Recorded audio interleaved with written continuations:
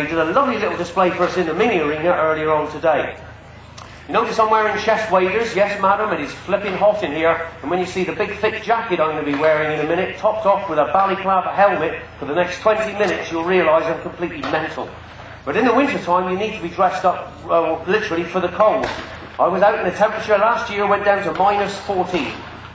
I'm not joking, that is perishing cold. You need to know how to wrap up. You also need to know marshcraft. The tide comes in twice a day, and out there on the estuary, if you get the tides wrong, you can get well and truly drowned. You don't only get a second chance at that, so you need to know about the tides. So when I set myself up in a hide, a bit like this, you need to be camouflaged, you need to be invisible, but I don't set my hide up on top of the marsh, I set this hide up on the edge of a deep gutter. Some of these gutters, they don't look like this field we're in today, it's a salt marsh. And most of these gutters are 30 yards across, and they're usually about 12 foot deep. So me and young Jake, we're going to be spending several hours waiting for day to break in the early hours of the morning. He's got to learn to be controlled and steady in a hide like that. This is a side-to-side 3-inch Magnum, a typical old-fashioned type of wildfowler's gun we're using today. Now, modern-day shooters, a lot of them, you'll be using steel shot or non-toxic shot, which is what you have to do. You're not allowed to use lead shot for shooting ducks and geese anymore. Those days have gone.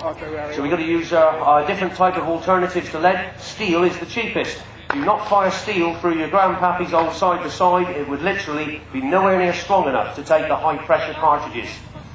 Say this is a 3-inch Magnum, you need to know these things because it's important. If I was using a 2.5-inch chambered gun and put a 3-inch cartridge in, I could easily burst the barrels. You don't want to risk it. So first thing you do when you're out wildfowling, this is 2 foot of slimy, oozy mud, folks.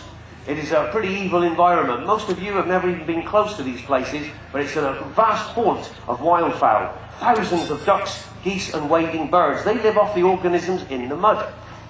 Now first thing you do is make sure there's no mud stuck in your barrels. If you're stupid enough to fire a shot with the mud in the muzzle of your gun, you just blow the end of your gun right off. So then, the way to close a gun, and I'll show you youngsters, this is the proper way to close a shotgun. Stock up to the barrels. Don't ever let me see you slam a gun shut in that position, like most of you clay pigeon shooters do. It's a bad habit. Remember, it's a mechanical device. Eventually, all mechanical devices will, at some stage, fail. I guarantee it.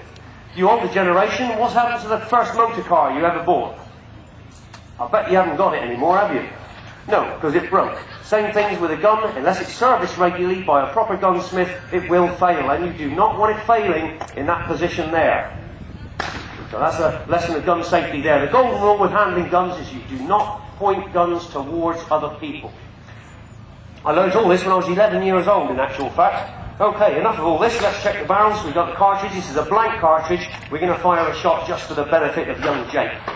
Now when the shot leaves the muzzle of the gun, it's travelling faster than the speed of sound. It's pretty loud, it actually breaks the sound barrier, that's what makes it really loud. So then, Jake, come over here, son, sit. The speed of sound travels pretty slow up here, doesn't it? Jake. He says, I'm bored with this already, Dad. Jake, sit, you beggar. Good lad. Right, when you're doing this, you've got to ease yourself into this very gently. We need this eye contact so Jake knows exactly what I'm about to do. Don't watch me, watch him. And I think he should be fine with this. Are you ready? Stay there. He says, I have to, Dad, because I'm tied to the ground with a piece of string. Good boy, stay there. Are you ready? There you go. He didn't even flinch, not even a blink. This is just really good training, first of all. And so we're actually getting him used to the sound of the gun. Right, I'm going to empty the gun just for a moment. We'll be needing that one in just a minute. That is now empty and safe.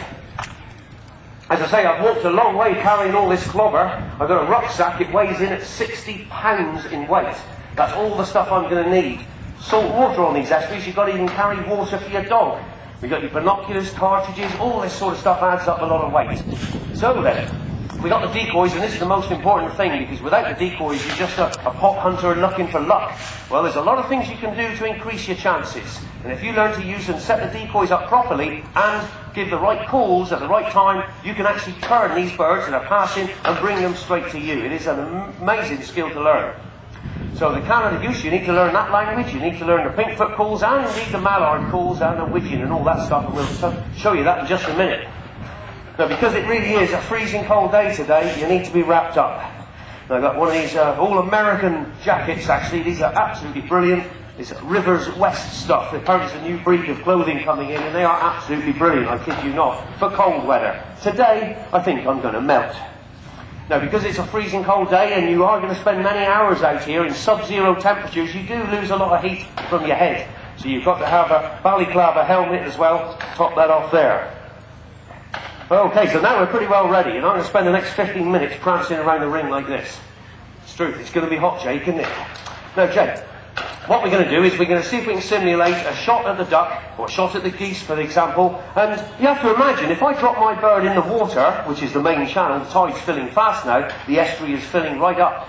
And if the bird lands in the water, it doesn't just stay there, it's being dragged by the tide very quickly. So you've got to send the dog pretty sharpish. Not until he's told, and by the time he swims out to where that duck hit the water dead, because all dead birds float, most people should know that, this is not difficult for any dog, they love it. All he's doing is just swimming until he finds the bird, and then he's holding it in his mouth while he swims back. It's just me, me gun, and me dog, which I've spent 2.5, 3 years training for this first occasion out wildfowling. He's done all his basic training, and all we want now is to hope we can get the chance of getting a bird within range.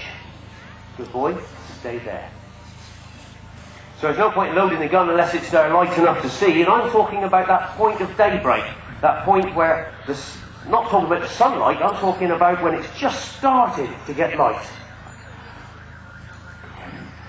So Jake here's here, he's having a lovely time, he's rolling around and fooling around. He's all brand new to this, so he's got to get used to it.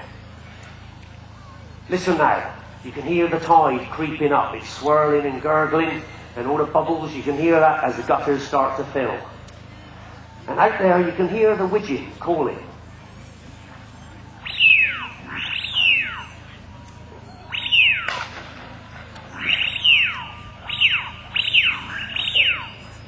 And behind me now, the mallard, loads of mallard coming down the main channel.